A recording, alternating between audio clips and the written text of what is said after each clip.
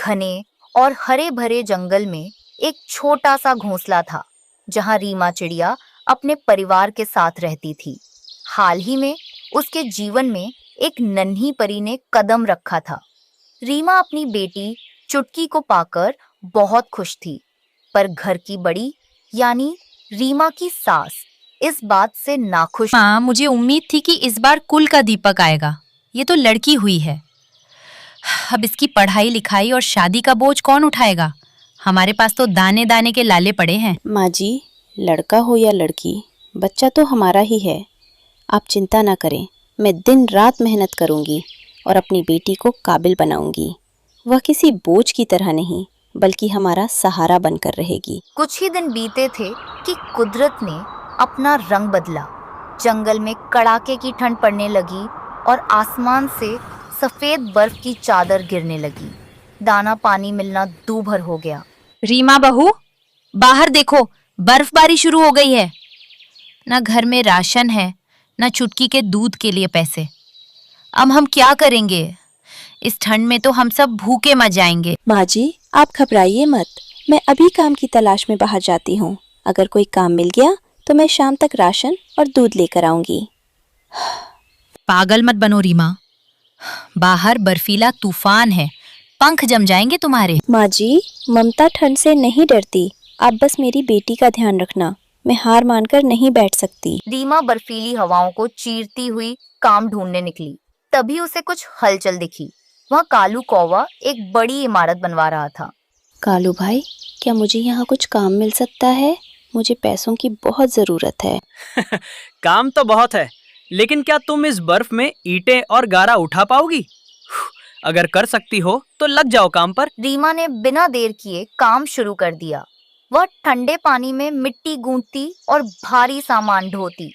सर्दी की वजह से उसका शरीर कांप रहा था, लेकिन आंखों में चुटकी का चेहरा था। उसे देखकर काम कर रहे कबूतर को दया आ गई। रीमा, तुम्हारी तबीयत ठीक नहीं लग रही, तुम कांप रही हो। अगर ऐसे ही काम करोगी तो बीमार पड़ जाओगी। आज घर चली जाओ। नहीं कबूतर भैया, मुझे काम करना ही होगा। घर पर सब भूखे हैं। मेरी बीमारी से ज्यादा बड़ी मेरी जरूरत है। शाम होते होते तूफान और तेज हो गया। रीमा खाली हाथ घर पहुंची क्योंकि दुकानें बर्फ के कारण बंद हो चुकी थीं। उधर उनका पुराना घोंसला हवा के थपेड़ों से हिल रहा था। माँ, मुझे बहुत डर लग रहा है। घोंसला गिर जाएगा, हम इसके नीचे दब जाएंगे। डरो मत मेरी बच्ची, माँ है ना। बहू, घोंसला अब और नहीं टिकेगा। हमें यहाँ से निकलना होगा, वरना ये पेड़ ही हम पर गिर जाएगा। माँ जी, चलिए, हमें किसी सुरक्षित जगह जाना होगा। उस बड़े बरगद के पेड़ के नीचे चलिए, वहाँ बर्फ का असर कम होगा। वे तीनों जान बचाकर बरगद के नीचे पहुंचे, पर वहां भी कड़कड़ाती ठंड ने उनका पीछा नहीं छोड़ा। रीमा ने देखा कि सास और बेटी भूख से बेहाल हैं। वह हिम्मत जुटाकर इंसानों की बस्ती की ओर उड़ चली। बस्ती में पहुंचकर रीमा एक किसान के दरवाजे पर बैठ गई। कोई है? मेरी मदद करो, मेरी माँ और बच्ची भूखी है। अरे नन्ही चिड़िया, तुम इस तूफान में यहाँ?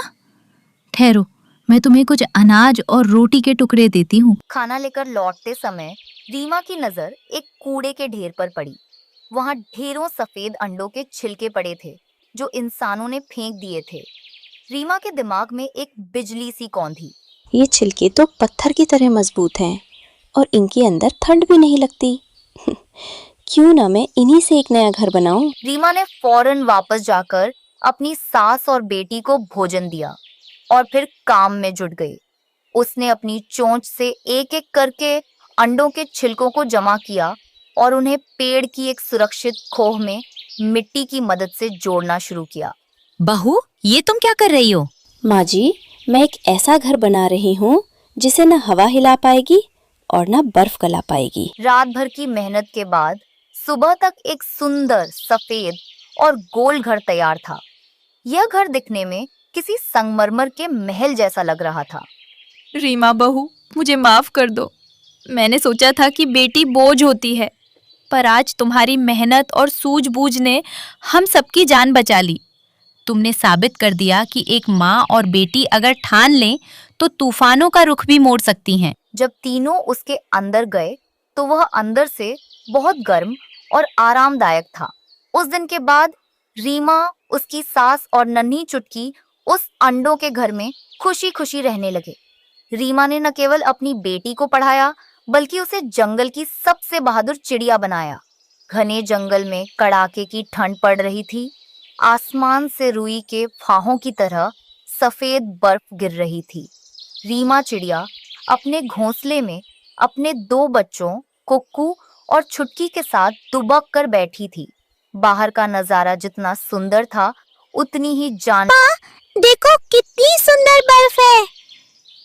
मुझे बाहर जाना है। मुझे बर्फ के गोले बनाकर खेलना है। आप मुझे बाहर क्यों नहीं जाने दे रही हो? नहीं बेटी, बाहर ठंड बहुत बढ़ गई है। देखो कैसे सफेद चादर बिछी है। अगर तुम बाहर गई तो तुरंत बीमार पड़ जाओगी। रीमा की आंखों में अचानक आंसू आ गए। उसने छुटकी को अपने पंखों में समेट लिया। छुटकी, तुम्हें पता है तुम्हारे पापा भी ऐसे ही मौसम में हमारे लिए भोजन लेने गए थे। बर्फबारी इतनी तेज थी कि वो रास्ता भटक गए और चीलों के इलाके में जा पहुंचे। उन निर्दयी चीलों ने तुम्हारे पापा को मार दिया। माँ, मुझे माफ कर दो। अब मैं बर्फ खत्म होने तक बाहर जाने की जिद कभी नहीं करूंगी। रीमा के पड़ोस में कालू कौआ और गौरी कौवी रहते थे। उनका घोंसला कच्चा था और हवा के झोंकों से कांप रहा था। कालू, मैंने कहा था ना कि घर मजबूत बना लो। देखो, बर्फ का वजन हमारी छत नहीं सह पाएगी, पर तुम तो मेरी सुनते ही कहाँ हो। हर वक्त मुझे क्यों कोसती हो? तुम खुद भी तो घर बना सकती थी। रीमा को देखो, बेचारी अकेली है, फिर भी उसने अपना घर कितना पक्का बनाया है।